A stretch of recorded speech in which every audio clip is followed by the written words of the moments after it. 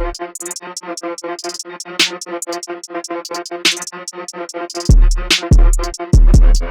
Cal, BHP UK, and it's been an absolute pleasure to invite Steve and Tom from A Bike Thing. You guys will know of them probably more than you know of us because they are a fairly big name in the BMW world. But they've brought to us today their BMW 1300 GS. They've got a Jekill and a Hyde exhaust system on it, and they'd like to set it up for running that system really. So we've got it strapped up on the dyno. We're going to do some runs, do what we always do, and try and write a map to make it run properly. Well, we're not going to try, we are going to get there. Yeah. So Steve, can you tell us a little bit about this bike and what you've done to it? Yeah, well, I've had it from new as soon as they launched this model, and straight away as soon as we got the Jekyll and Hyde on there as soon as we could, and that obviously improves the sound a bit. And this bike's been off-road, it's been on-road. I've done about 5,000 or 6,000 miles in it so far, and but I've been dying to get better sound out of it. So we've got the decatted header on there, but it's not quite running right, hence why we're here. So hopefully you can work your magic on it, Cal, and we'll see what we can do. Well, let's get it run up. Let's get the base figures. I mean, we've done a few of the 1300s already, yeah. So we know what a stock bike's going to give us as far as the fueling's concerned. Obviously, we can't do a direct comparison, but we've got good data, and we'll know how that has altered the fueling and what we're going to have to do different to the map to bring the fueling back in line. We'll try and make it run so that it runs with the valve open and closed. It's going to be a little bit more work than just running a standard system, obviously. Yeah. But let's see what we can do. Yeah, exciting! Can't wait.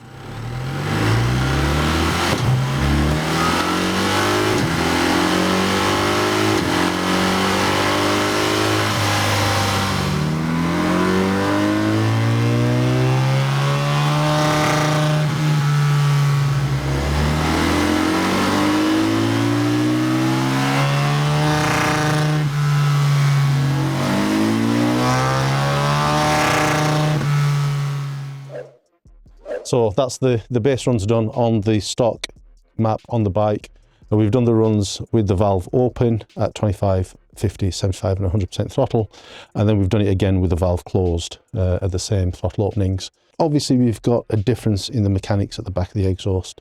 The valve open obviously lets you flow gases with less resistance, and it's going to decrease the back pressure. So that's going to obviously alter the fueling that you get. You can see here with the valve open, you get producing a little bit more power. This is just at 25% throttle, and with the valve closed, it's producing a little less horsepower. Both of these plots, you can see that above 6,000 RPM, the power delivery does start to become a little bit less smooth than we'd hope. That's something we'll try and get fixed. It's the same pattern throughout at 50%. Again, the fueling's slightly different. We're going to have to add more fuel everywhere. At 100% throttle, the throttle wide open, we're making 134.88 and 134.99 with the valve closed and open, respectively. Wherever you are really in the rev range, we're going to have to add a little bit of fuel in. More so at the bottom end of the rev range than the top end of the rev range. But let's get the map on it. Let's see what we can do with it, and we'll come back to you with some results.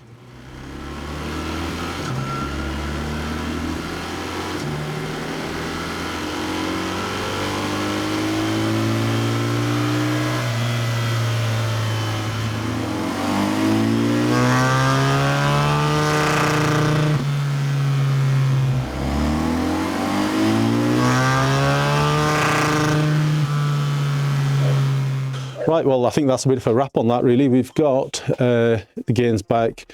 We've got the fueling exactly where we want it. We've got up from 134 point some to 140. There is a big difference in the characteristics of the bike when the valve is open and closed. Yeah, so I think what we'll do is let's get the printouts of this, go through them properly, and we'll bring you a detailed analysis upstairs. Yeah, so BMW R1300 GS with the Jekyll and Hyde system on it that obviously allows you to open and close the valve. As a tuner, from a tuner's point of view, it's a really interesting project because it gives you two possibilities, and we actually collected two sets of data. One set of data with the valves open, one set of data with the valves closed. Then we repeated that again with our map on it until we got to a solution where we were happy with how the bike was running. Now, this was really interesting as a tuner because you've got to come to some sort of a compromise in the fueling that works well with both the valve open and the valve closed. And then it's got to work in every situation and every throttle opening. There really is a huge amount of data that we can go through. There's 4 variants: valve open, valve closed, valve open mapped, valve closed mapped. So there's 4 graphs I could give you, and then we did it at 25%, 50, 75 and 100% throttle. So there's 24 possibilities, and times that by 4, I could give you 96 different graphs. I'm not going to do that because it's going to bore myself to death, and it's really certainly going to bore everybody else, I think. But the main characteristics of the bike, when it was standard with the valve open and with the valve closed, we had to look at that. That was the first thing that we looked at, to be honest with you. From the graph here, you can see the red plot is with the valve open, and between 5.5 and 7,000 RPM, there is a difference. The volumetric efficiency is obviously improved with the valve open, and the bike makes a chunk more power in that area. However, at the bottom, the engine is running lean up to about 4,500 RPM, even at wide open throttle. BMWs don't normally do that. So here we've just taken the example of the valve open at 100%. Standard is the blue line, mapped is the red line. So we gained at maximum output, we went up from 134.94 to 140.07. The plots look the same up to about 5,500 RPM, where after the map we see the increase in power. You gain 6 horsepower at the top, but whether you're going to notice that on the road or not, I'm not really sure. But one thing you are going to notice is if you look at the bottom plot of the fueling now is absolutely perfect all the way along the line, whereas the stock bike was lean with the valve open up to about 5,500 RPM. So that should result in a much better riding characteristics of the bike. We'll let Steve bring that to you, and as soon as he's put the video on and put his thoughts onto YouTube, we'll put the link in the description below. The next thing to consider, as always on all the Euro 5 bikes, is what the bike's going to do at the bottom end of the throttle opening, around 25% off when you're coming onto throttle. 25% with the valve closed. Standard is the blue plot and the mapped is the red plot. Obviously you're making a little bit more power throughout the rev range, but what's really noticeable is how much smoother the plot now is.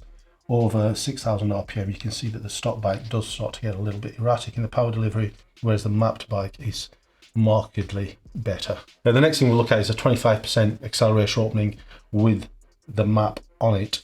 The red line is with the valve open and the blue line is with the valve closed. There's a little bit more power everywhere. The fueling is good on both. With the valve open above 6,000 RPM, it is a little bit smoother, which is exactly what you'd expect because you don't have the restriction in the exhaust anymore. And so the bike will now run in either the valve open or the valve closed. You've got your own choice of how much sound you want out the exhaust, but wherever you are now, the bike is fueling correctly and you're getting a pretty linear and smooth power delivery whether the valve is open or closed. Then just to discuss the characteristics of the bike at wide open throttle, this is after the map. You can see that the red line is with the valve open and the blue line is with the valve closed. Throughout the rev range, the map bike with the valve open makes a little bit more power, all the way up to 5,500 RPM, and then that's where the lines separate. At 6,500 RPM, there's a gain of 7 brake horsepower with the valve open, which is really, you know, that's what you'd expect the bike to do. At full throttle, at maximum power, you've gone up by about just over 1 brake horsepower at maximum output. However, like we said, the real gains are in the mid-range, with the valve open and closed. We could really carry on discussing lots of different variations with this bike, but it has been really interesting and we're really pleased that we've managed to get a good solution with the valve open and the valve closed. I've got to be honest with you, we were a little bit skeptical as to how well this system was going to operate. You're changing, when the valve closes, you really are changing the volumetric efficiency of the bike, and that we thought was going to present more of a problem to us than it did. It did take quite a bit of working and a little bit of head scratching to get to the bottom of it, but we're really pleased with what we've got done. These systems are available at a bike thing run by Steve Abel. Highly recommend you taking a look at his site and all the content that he puts on YouTube. It's very, very interesting stuff that he puts on there regarding the BMWs. If you are looking for one of these exhausts, do get in touch with a bike thing. They will provide them, fit them for you, and we will be working in conjunction with them to get the mapping done on the bike if you need it. Really hope you're enjoying what we're bringing to the channel. Please do hit the subscribe, the like and the bell icon, and it'll keep you notified of any further content that we're bringing. The vast majority of the BMW range is available on our ECU Flasher. This is a device that lets you program your own bike if you're not local to us. It also has the option of being able to switch between the stock and the modified file as and when you please.